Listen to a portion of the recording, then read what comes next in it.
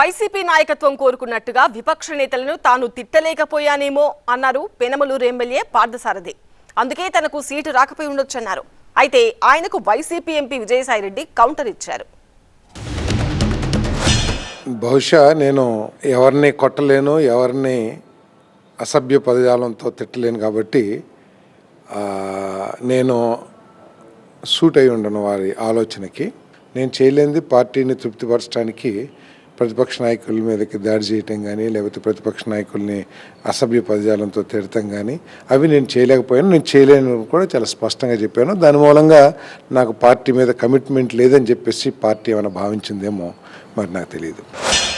మేము వాళ్ళని విమర్శించడం, వాళ్ళు మమ్మల్ని విమర్శించడం ఇది సహజం. మా నాయకుడిని తెలుగుదేశం పార్టీ వాళ్ళు విమర్శించినప్పుడు మా నాయకుడి పట్ల చేసినటువంటి విమర్శల్ని తిప్పికొట్టడం అన్నటువంటిది మా యొక్క బాధ్యత. పార్టీలో ఉన్నటువంటి మా నాయకుడి ఫాలోయర్స్గా మా బాధ్యత.